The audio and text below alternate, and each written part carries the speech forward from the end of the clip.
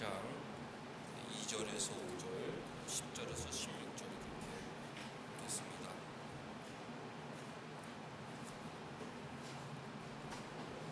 고린도전서 7장 2절 제가 먼저 읽겠습니다. 음행을 피하기 위하여 남자마다 자기 아내를 두고 여자마다 자기 남편을 두라.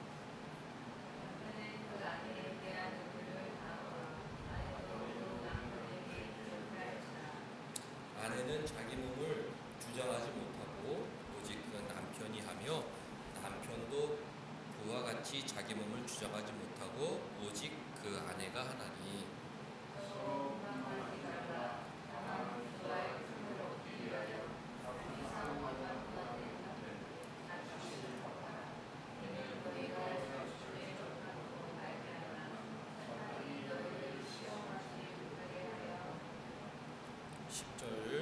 결혼한 자에게는 내가 명하노니 명하는 자는 내가 아니요 주시라.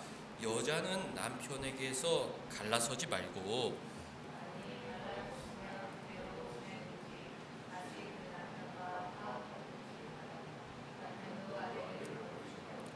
그 나머지 사람들에게 내가 말하노니 이는 주의 명령이 아니라, 만일 어떤 형제에게 믿지 아니하는 아내가 있어 남편과 함께 살기를 좋아하거든 그를 버리지 말며,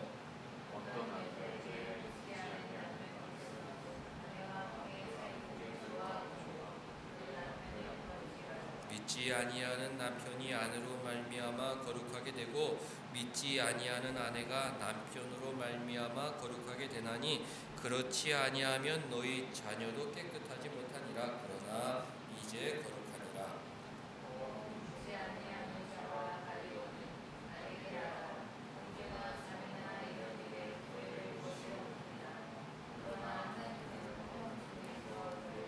같이 아내된 자여 네가 남편을 구원할는지 어찌할 수 있으며, 남편된 자여 네가 아내를 구원할는지 어찌할 수 있으리요.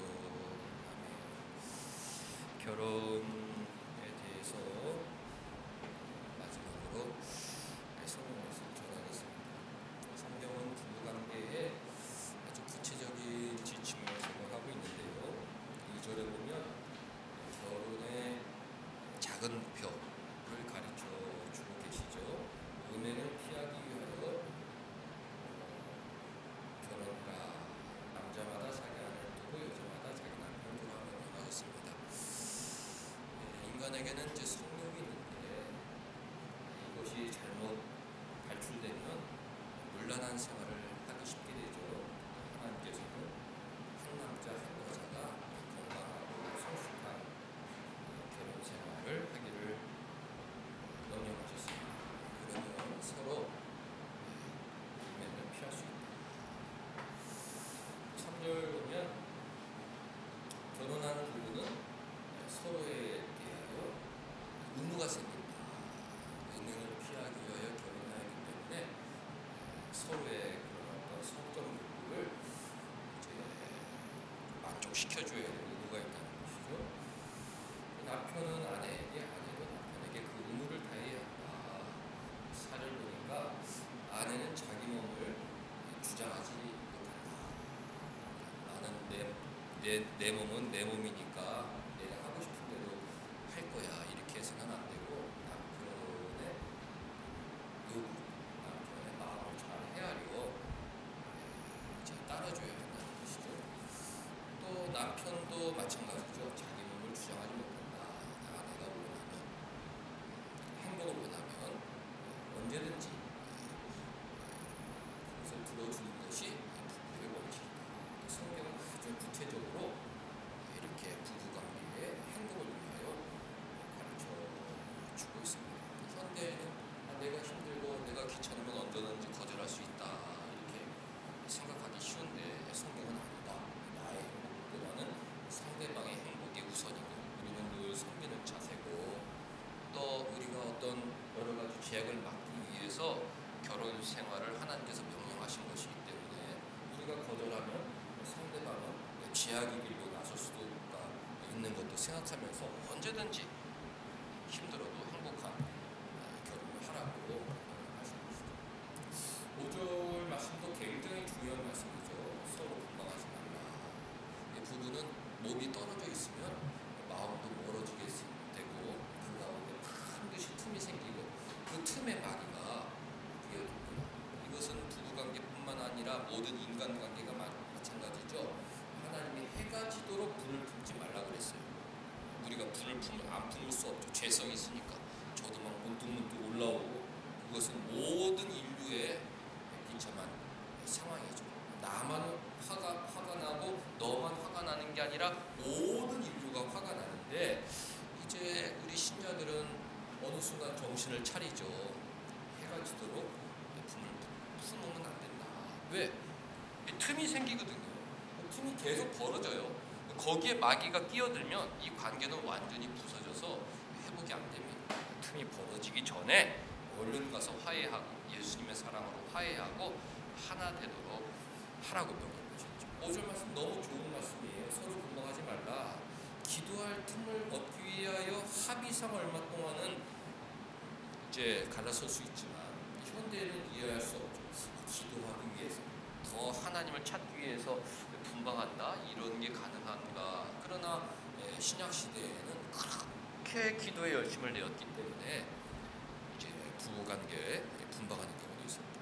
얼마 동안은 하되 다시 합하라. 절제하지 못함으로 말미암아 사단이 시험하지 못하게 하려 합니다. 이제 부부관계 중요하다. 주말 보고 신자들은 될 수 있으면 피해야죠. 어쩔 수 없이 떨어져 생활할 수 있지만 주말에는 반드시 만나서 부부의 사랑을 확인하고 정말 행복을 위해서 모든 피곤하지만 거기다 모든 것을 쏟아붓는 헌신적인 자세가 있어야 된다. 어쨌든 하나가 되어야 된다. 분방하면 안 된다. 사랑하고 거기서 또 싸우더라도 거기서 화해하고 어쨌든 한 몸을 지키려고 애를 쓰고 몸부림 쓰고 왜? 우리는 연약한 인간이기 때문에 화도 나고 틈이 생긴다. 틈이 벌어지면 마귀가 들어온다. 그러면 그것은 갈라진다. 인간관계도 싸웠더라도 다시 화해하고 다시 예수님의 사랑으로 서로 노력하려고 해야 한다. 성경의 가르침이죠. 부부는 하나이기 때문에 하나됨을 유지하려고 노력을 해야 한다는 것입니다. 우리 젊은 분들 나중에 분방은 절대 안 된다. 꼭 한방에서 같이 죽을 때까지 생활해야 된다. 하나님의 영광이시죠. 7장 10절부터 결혼과 이혼에 대한 이제 성경의 마지막 명령이 나오는데요. 이것을 목표를 높게 세운 사람은 절대 이혼해서는 안 된다 이런 식으로 해석을 하고 약간 리버럴 자유롭게 해석하는 사람들은 봐라 이혼하라고 지금 얘기하는 것 아니냐 이렇게 해석을 합니다. 우리는 이 목표를 높게 세운 신앙인들이기 때문에 이거 봐라 이것은 이혼하지 말라는 성경의 분명한 뜻이 아니냐 이런 식으로 해석을 해야 한다. 그것을 먼저 서론적으로 말씀드립니다. 20절 보면 결혼한 자들에게는 내가 명하노니 명하는 자는 내가 아니요 주님이시라. 주님이 마태복음에 명령하셨잖아요. 하나님이 짝지어 주신 것을 사람이 나눌 수 없느니라. 나눌 수 없다. 이것은 이혼해서는 안 된다. 주님의 명령이다. 주님의 명령이다. 결혼한 자들에게는 내가 명하노니 명하는 자는 내가 아니요 주님이시다. 마태복음에서 분명히 19장에서 명령하셨다. 여자는 남편에게서 갈라서지 말라. 갈라서는 안 된다. 이렇게 명령했어요. 이 갈라서지 말라가 헬라어로 코리조인데 이제 워딩이 중요하잖아요. 이 코리조라는 헬라어는 예수님께서 나눌 수 없다. 그때 사용하신 말씀이 코리조예요. 그러니까 사도 바울은 예수님의 그 워딩을 그대로 따와서 예수님이 코리조 나눌 수 없다. 갈라설 수 없다. 사람이 나눌 수 없다. 갈라설 수 없다. 코리조 할 수 없다. 그 말을 그대로 가지고 와서 10절에서 여자는 남편에게서 나눌 수 없다. 나누면 안 된다. 갈라서면 안 된다. 분명하게 계십니다.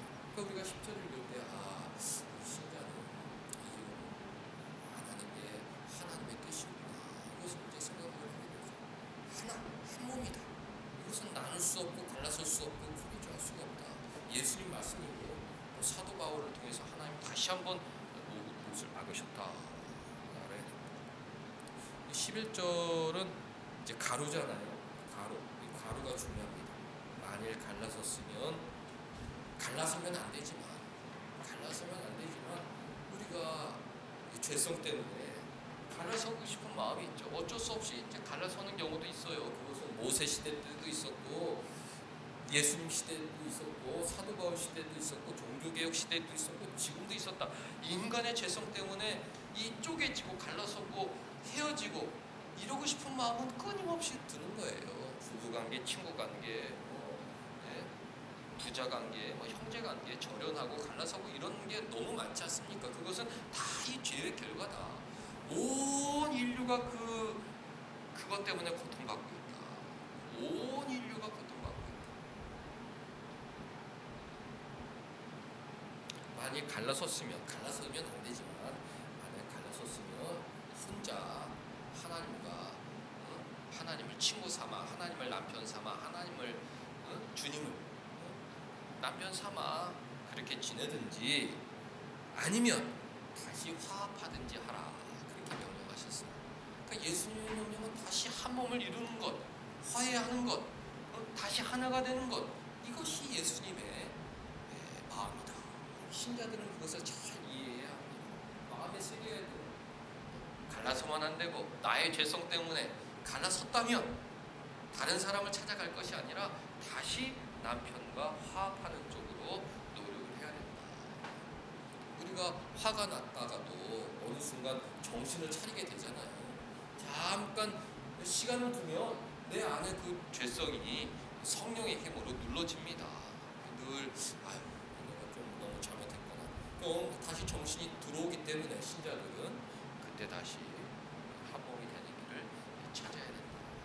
이렇게 명령하셨어요. 우리 주님의 뜻은 늘 옳다.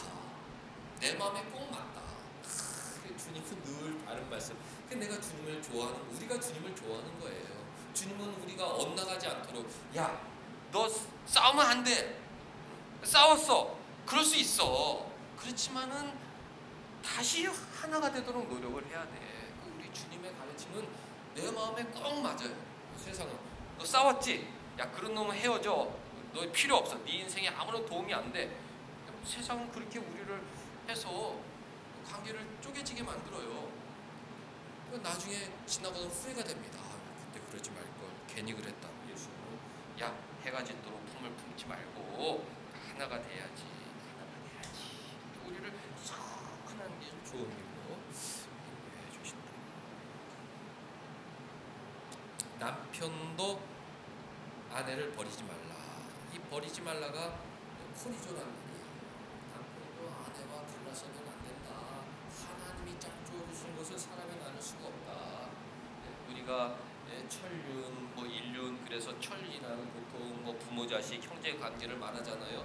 피로 인해서 맺어진 관계, 그것은 사람이 쪼갤 수 없다 이렇게 생각을 하지만 우리 신자들은 부부 관계야말로 천륜이다.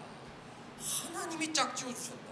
이것은 어떤 피로 맺어진 관계가 아닌데도 이 세상에서 가장 가까운 관계, 나눌래야 나눌 수 없는 관계, 하나님이 짝지어 주시는 관계. 세상 사람들은 그러잖아요. 부부는 인륜이기 때문에 언제든지 갈라설 수 있다.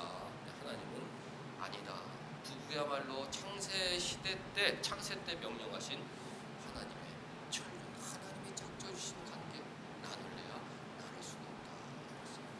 유대인들은 완악하죠. 유대인들은 진짜 나쁜 사람들이에요. 그래서 기독교인들이 카톨릭이죠. 그 종교개혁 시대까지, 심지어 그 히틀러 시대까지 그 유대인을 죽이려고 그랬어요. 왜? 너무 악독하니까. 너무 악랄하고 악독하고 교만하고 가증스럽고. 예수님을 죽였잖아요. 예수님을 죽였고 헬라인들을 그러니까 그 유럽인들을 다 모독했잖아요. 교회에 들어오지 못하도록. 교회에 들어온 그 유럽인들을 쫓아내려고 그랬잖아요. 얼마나 그래요. 오늘날에도 교회 안에 들어온 사람 이성을 쫓아내려고 하는 그 교만한 성도들이 있어요. 교회 들어와야지. 보듬어주고 우리 교회에 정착해주세요. 섬겨주고 그래야 되는데 교회마다 문턱이 너무 높아. 들어가기도 싫고 들어가면 텃세가 심해. 가정에도 텃세가 심해. 떠나고 싶어. 교회도 떠나고 싶어. 악독한 유대인들이 있었다. 예수님께서 계속 경고하셨잖아요. 돌아온 황자, 응? 동생이 돌아왔는데 형이라는 자식은 뒤에서 팔짱 끼고 안 돌아왔으면 좋았을 뻔 속으로 그런 마음이나 하고, 니네 유대인들 진짜 나쁜 놈들이다. 응? 우리가 이른 양, 응? 아홉 마리가 있더라도 한 마리 가서 찾아와야 되는 거 아니냐. 가서 사랑해주고 보듬어주고 그게 우리 주님 사랑 아니냐. 유대인들 니네 진짜 악독한 놈이고 악랄하고 교만하고 진짜 교활하고. 그래서 그 카톨릭이 그 유대인들을 그냥 경멸하고 혐오, 결국 예수님까지 죽였잖아요. 선지자들 다 죽였잖아요. 그래서 유대인들을 말살하려고 했다. 그 잘못이지만 마음이 이해가 돼요. 그렇게 나쁜 사람들이었기 때문에. 근데 유대인들의 악랄함은 또 무엇이었느냐? 부인들을 갖다 버리는 거예요. 야, 요리 못한다? 갖다 버려. 못생겼다? 갖다 버려. 뭔가 대드는 것 같아? 갖다 버려. 계속 부인들을 갖다 버리니까 모세가 하다못해 야, 니네 갈라서려면 이혼증서라도 써서 보내라. 응? 이 사람이 그렇게 불륜이나 이런 죽일 죄가 아니라는 걸 명시해서 보내라. 그렇게 명령했어요. 예수님 시대까지 그렇게 부인들을 갖다 버리고 갈라서고. 그래서 바리새인들이 찾아왔잖아요. 그 악랄했던 바리새인들이 아주 어떻게 하면은 그 도덕적 기준을 땅바닥으로 추락시킬까. 예수님 부인들을 갖다 버리는 게 옳은가요? 모세는 이혼증서 써주라고 그랬는데 어떻게 하면 좋겠습니까? 그래서 예수님 뭐라고 그랬어요? 간음한 연고에는 부인을 버리면 안 된다. 그러니까 간음했다는 건 돌로 쳐 죽이라는 얘기거든요. 오늘 식으로 말씀드리면, 지난주에 제가 그걸 준비했다가 말씀을 못 드려가지고 오늘 다시 말씀드리는데, 오늘날로 말하면 이런 거예요. 나라법으로 사형시킬 죄가 아니면 이혼해서는 안 된다. 그런 얘기예요. 그럼 현대사회 지금 우리나라 사형제도가 어디 있습니까? 웬만한 죄를 져도 사형 안 내려요. 그러니까 간음이라는 건 예수님 당시에 사형이었거든요. 그러니까 너희들 법으로 사형죄에 해당하는 경우가 아니면은 이혼해서는 안 된다. 기준을 확 올리신 거죠. 유대인들이 깜짝 놀란 거예요. 그 정도로 죄가 아니고서는 너희들은 이혼을 생각하지도 말아라. 음식 못하고 갖다 버려, 못생겼다고 갖다 버려, 시력이 안 좋다고 갖다 버려, 내 마음에 안 좋다고 갖다 버려. 그렇게 결혼 생활을 허술하게 해서는 안 된다. 하나님이 짝주어준 것을 사람이 나눌 수 없다. 그 악독한 유대인들에게 차태를 내리셨죠. 사도 바울이 주님의 명령을 그대로 받아서 여자는 남편을 버려서는 안 된다. 남편도 여자를 버려서는 안 된다. 갈라서는 안 된다. 뭔가 기도하고 싶은 마음으로 분방을 했을지라도 빨리 하나가 되어야 되는데, 뭔가 분란이 있었더라도 빨리 하나가 되도록. 왜? 그 기간이 길어지면 마귀가 틈을 타고 들어오니까 빨리 하나가 되도록 노력을 해야 된다. 명령하셨어요. 너무 좋은 거예요. 너무 좋은 거예요. 그런데 12절부터 14절까지 사도 바울은 이제 결혼의 목표를 더 높였어요. 우리가 이 계시가 점진적으로 주어지는 거잖아요. 모세 시대의 계시가 있었고, 예수님이 최종 계시가 있었고, 그 최종 계시를 해석하는 바울의 계시가 있는데, 이게 다 똑같아요. 모세의 계시나 예수님의 계시나 사도 바울의 계시나 다 똑같아요. 그러나 이 범위가 좀 커지죠. 사도 바울은 교회 안에 헬라인도 들어왔었기 때문에 이 스펙트럼이 커집니다. 어떤 문제가 생겼느냐? 결혼하고서 교회에 들어왔어요. 근데 그 악랄한 유대인들이 너 교회 온 건 좋은데 너 남편 교회 안 다니잖아. 너 헬라인이라고 지금 교회 들어온 것도 우리가 받아줬는데 네 남편 헬라인 교회 안 다니잖아. 그럼 너 이혼해야 돼. 이런 식으로 공격을 한 거예요. 아니 그 가정이 들어왔으면 신앙생활 잘하세요. 남편을 위해서 기도하세요. 언젠가 남편이 교회로 들어올 수 있습니다. 이렇게 격려해 줘야 되는데, 이 악랄한 유대인들이 한 사람만 교회 다니는 그 가정을 공격하는 겁니다. 우리는 날 때부터 유대인이어서 늘 하나님을 섬겼고 다 모태신앙이고, 그래서 우리는 부부가 다 교회 다니고 애들도 교회 다니는데 너는 어떻게 혼자 교회 왔냐? 남편도 교회 안 다니고 부인도 교회 안 다니고, 너네는 좀 반쪽짜리 가정이야. 너네 이혼하는 게 좋겠어. 이런 식으로 압박을 주는 거예요. 진짜 나쁜 사람들이죠. 진짜 나쁜 사람들의 유대인들은.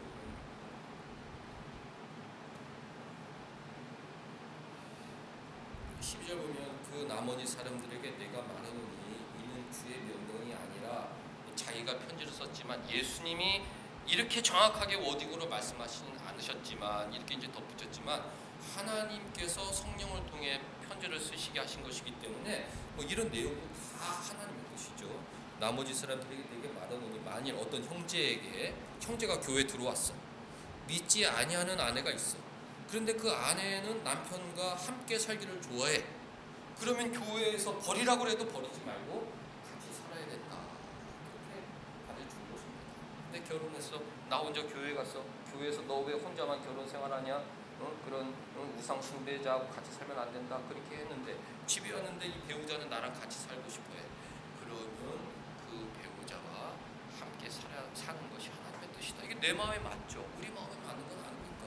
유대인들은 자기도 할 수 없는 거 계속 손가락질하고 비판하고, 이거는 음식도 이상한 음식 먹고 옷도 이상한 옷 입고 다니고, 이 헬라인들은 진짜 얘네들 2등 3등 진짜 우리 교회에서 나갔으면 좋겠어. 쟤네들은 왜 교회 들어와가지고 손가락질하는 그 유대인들 때문에 헬라인들은 진짜 고생 많았어요. 근데 사도 바울이 그 사람들 보듬어 주려고 애를 썼어요. 목회자니까. 이 나쁜 유대인들아, 그 유대인들 쫓아낼 순 없고 헬라인들하고 제발 사이좋게 지내라. 안 믿는 헬라인 남편 부인이 있더라도 같이 사는 게 하나님의 뜻이다 선언하는 것입니다. 이걸 이렇게 넓게 또 생각할 수 있어요. 헬라인 남편하고 부인이 핍박을 해. 너 교회 나가지 마. 핍박을 해.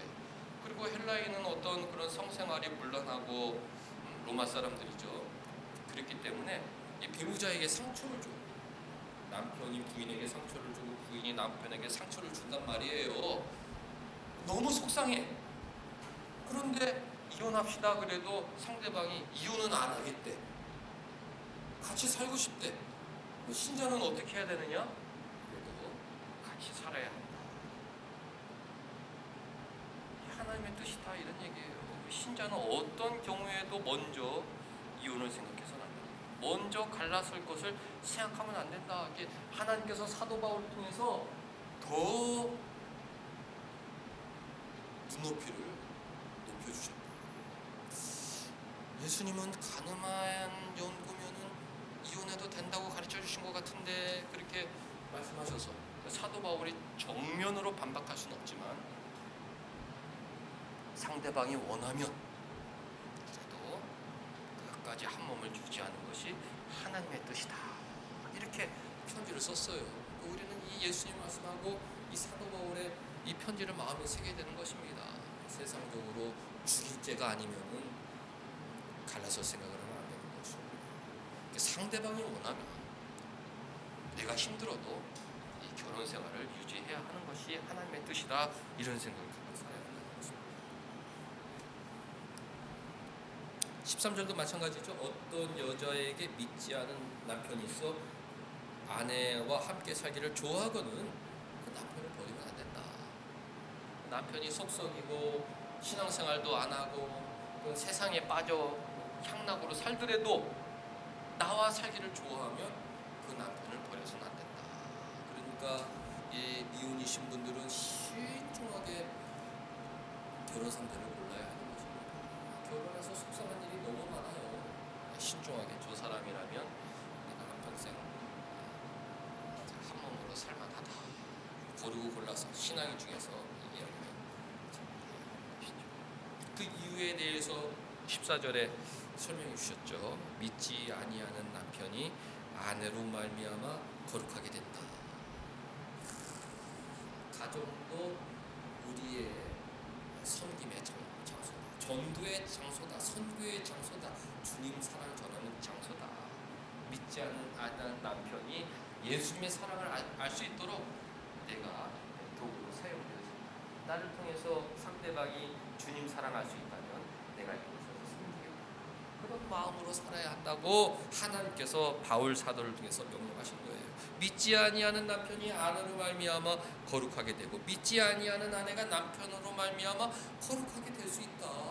그러니까 믿지 아니한다고 헤어지는 것보다 상대방을 주님께로 인도할 수 있고 내가 거기서 더 사랑하고 더 섬기고 노력하는 것이 주님의 뜻입니다. 상대방이 원하면 원할 때까지 섬겨주는 것이 주님의 뜻이다.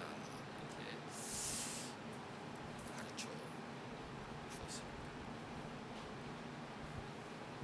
14절 마지막에 그렇지 아니하면 너희 자녀도 깨끗하지 못하게 된다.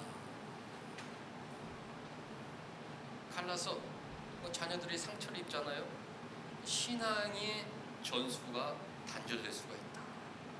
신앙이 전수될 수 있도록 배우자가 거룩해지고 자녀들이 거룩해질 수 있도록 내가 최선을 다하는 것이 하나님 뜻이다. 아이들에게 신앙이 잘 전수할 수 있는 방법이 무엇일까? 상대방에게 주님 사랑 전할 수 있는 방법이 무엇일까? 그것을 생각한다면 그냥 전쟁터 같은 가정에서도 참고 인내하며 섬기는 것이 하나님의 뜻이라는 것입니다. 상대방을 생각하고 자녀를 생각하고 상대방의 거룩, 자녀의 거룩, 상대방이 주님 사랑을 알 수 있다면 우리 자녀들이 주님 사랑을 알 수 있다면 내가 누구 섬겨야 되는 것이 맞다. 그것이 주님의 뜻이죠. 그러니까 이런 말씀이 내 마음의 말씀입니다. 15절, 16절이 논란이 되는 말씀인데요.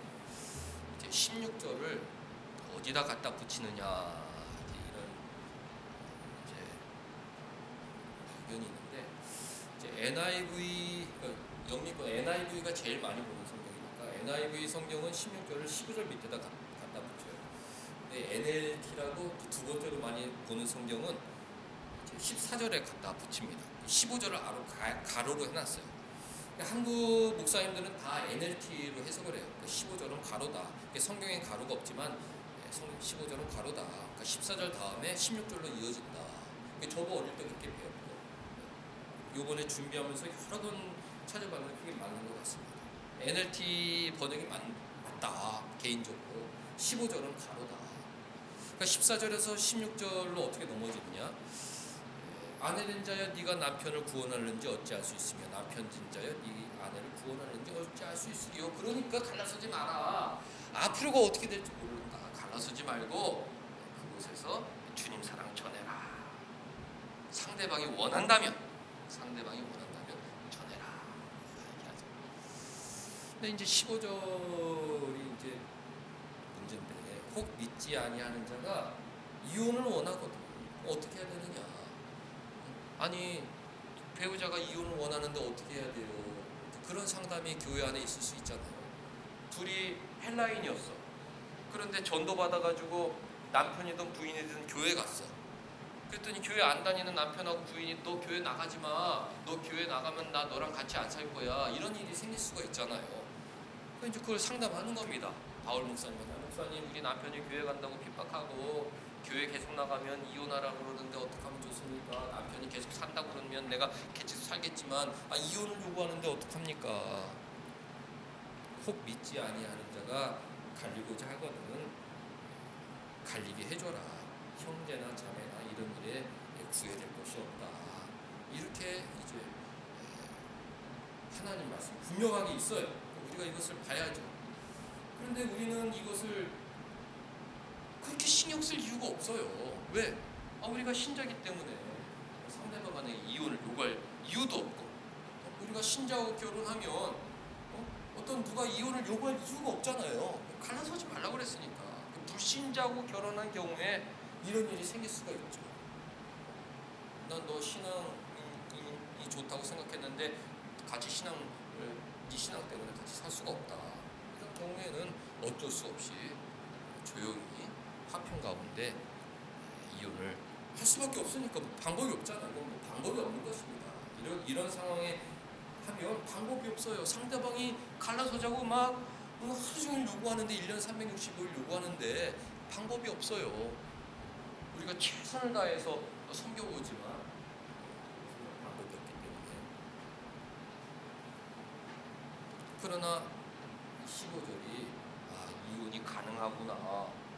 기독교인 가정에도 이혼이 가능하구나 이렇게 해석하는 거는 너무 수준 낮은 해석이다. 어쩔 수 없는 경우다. 안 믿는 사람이 강압적으로 이혼 안 해주면 널 버리고 나가겠다. 뭐 어떻게 이거는 내 뜻과 상관없이 이건 갈라설 수밖에 없는 상황이죠. 그러나 이 15절을 이혼을 허용하는 근거 구절로 받으면 되는 것이죠. 주님은 갈라서지 말라. 소리쳐 하면 안 된다. 상대방이 원하면 상대방의 무슨 문제가 있더라도 상대방에 맞춰줘야 된다. 분방하더라도 다시 화합하도록 하고 혹시 갈라섰을지라도 다시 화합하도록 노력하는 것이 신의 생활이다. 이렇게 주셨습니다. 사랑하는 성도 여러분들, 하나님께서 결혼에 대해서 설교를 할 기회가 전혀 없었는데 이번에 그런 마음을 주셔서 한 4주 동안 하나님 말씀을 전했습니다. 준비하면서도 저도 많은 것을 좀 생각해보게 되고 가정이 하나가 되는 것 그 인생의 제일 큰 축복이구나. 돈이 많으면 좋죠. 여행도 다니고 하고 싶은 거 하고 그러나 돈 많은 부잣집에서도 가정이 불화하고 부부관계가 안 좋고 또 부모 자식 관계가 안 좋고 형제들이 안 좋고 그러면 그 사람들 지혜가 어떻구나 이런 생각을 하면서 가정이 하나가 되는 거 정말 어려운 일이고 이것을 잘 할 수 있어요. 하나님의 놀라운 은혜 속에 살아가는 것이구나 이런 것을 생각해 보게 되는 시간이었습니다. 그러기 위해서는 우리가 주님을 닮아야 된다. 상대방이 문제를 보는 것이 아니라 내가 주님을 더 닮아야 된다. 상대방이 원하면 나는 맞춰주는 것이죠. 내가 더 낮춰주고 더 겸손하게 주님을 섬기겠습니다. 주님 저는 종입니다. 종으로 섬겨주옵소서. 평화의 도구로 사용하여 주옵소서. 주님 구원할 수 있습니다. 그런 자세가 필요하다. 그런 사람이 주님께 칭찬받고 그런 사람이 성화의 길을 걸으며 나중에 영광의 의에 쓰게 되는 것입니다. 아내로 말미암아 거룩하게 되고 성경 말씀 여기서 따봤는데요. 나의 행복이 치우성이 돼서는 안 되고 상대방의 거룩이 치우성이 되어야 합니다. 상대방이 주님 사랑을 알 수 있다면 이것이 성화의 길이죠. 부부관계에 있어서 부모 자식 관계, 형제 관계, 또 사회에서 친구 관계, 또 직장 관계에서 상대방이 주님 사랑 알아 거룩의 길에 들어설 수 있다면 나는 희생제물이 되어 주님처럼 섬기며 살겠습니다. 이것이 우리 인생의 목표가 되어야 한다. 이혼보다는 가정의 거룩을 목표해야 한다. 나의 행복보다는 가정의 거룩을 목표해야 된다. 오늘 주신 하나님 말씀인데 한 주 동안 가정의 승화, 가정의 거룩을 위해서 또 한번 노력해보는 우리 연사람교회 성도들 될 수 있도록 주님의 이름으로 축복합니다. 기도하겠습니다.